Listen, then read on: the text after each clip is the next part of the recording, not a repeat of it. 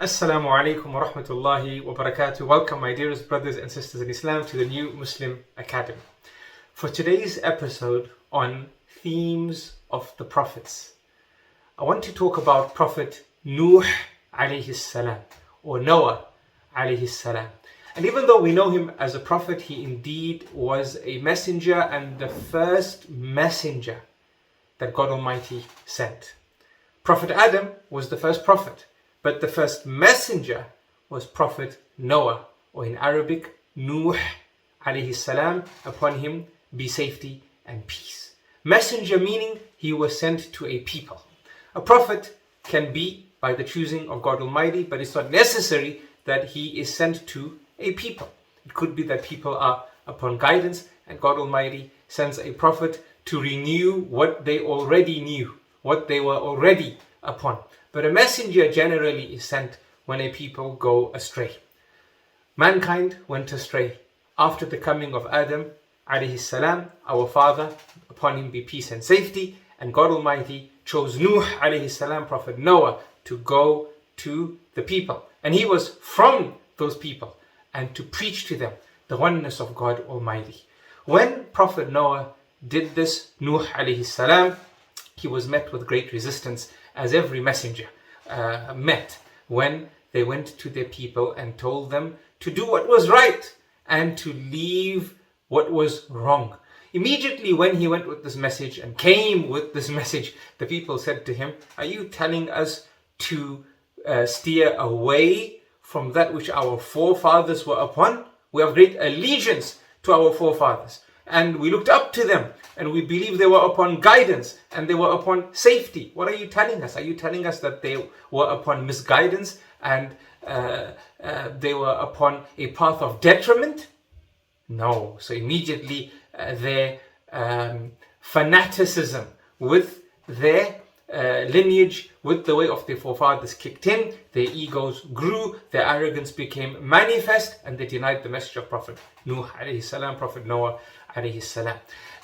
This was their rationale.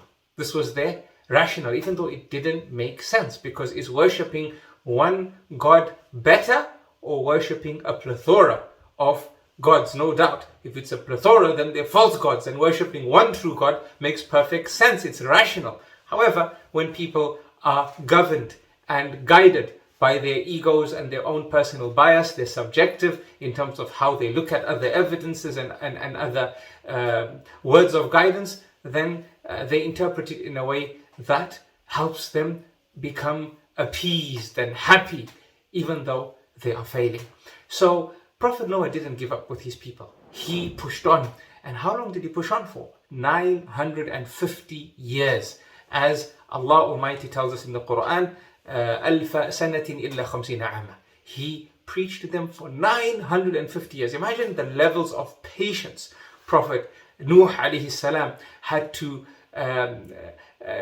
make manifest to manage himself. And throughout this period, not only was he just preaching, but he was using all the elements, right? He was dynamic in his preaching. He tried to ponder over the personality types of some people, how they like to learn, how they like to be spoken to, right? He wanted to speak to them in a way that gave them the best opportunity to help themselves. So for some people, he spoke to them in private because he saw them as a people that might respond if they're spoken to quietly, in private, in secret. Some people he spoke to them in a gathering because they were more prone to listening if they were with other people. Some people he spoke to them whilst they were gathered and he was on the platform, and so on and so forth. And also he carried out this message with diligence. He says to God Almighty, "I called my people to you layla wa nahara," throughout the night and throughout the day. I didn't sort of make it like work hours, and then if it was suitable at night, I was there. If it was suitable during the day, I was there. So it was 950 years of selfless dedication for the sake of God Almighty alone, and no doubt love to take people from destruction into safety. And even when God Almighty then sent down the punishment in a way that you can only imagine, was similar to the world being dipped in a bucket of water like we dip a tennis ball, for example, or a football into a bucket of water. he was still calling out to his people, telling them, get onto the ark. Get onto the ark. There's no safety today except for those who get onto the ark. And they said, no, we'll climb up a high mountain. We'll go here. We'll go there. He said, there's no safety today. There's no safety. The only safety is for the one who God Almighty's mercy descends upon, and his mercy will descend upon those who are on the ark. Get onto the ark. But alas, arrogance was the name of the day, and the people perished and drowned. And even when Prophet Nuh and Noah was building the ark by the command of God Almighty, they made fun of him then as well. They said, what are you doing building this boat that is so large and is far away from any water source, and there's no even signs of rain around us? This is madness. This is madness. This is madness. And we learn from this the importance, brothers and sisters in Islam, of no doubt respecting our intellect. And why do I say respecting our intellect and not just using our intellect? Well, we must use our intellect, but in the right way, at the right time, right? And this is how we respect our intellect. This is how we respect our intellect. Respecting our intellect is understanding that our intellect is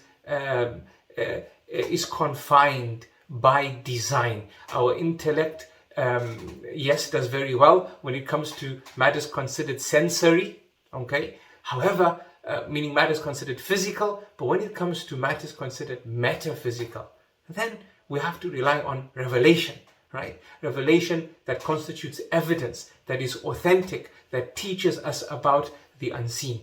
If we fail to respect our intellect, then despite it being a faculty of guidance, that same faculty becomes a faculty of misguidance. I leave you with these words and these snippets from the story of Nuh alayhi salam for today's theme. I love you all for the sake of Allah. Until next time, Assalamu alaikum wa rahmatullahi wa barakatuh.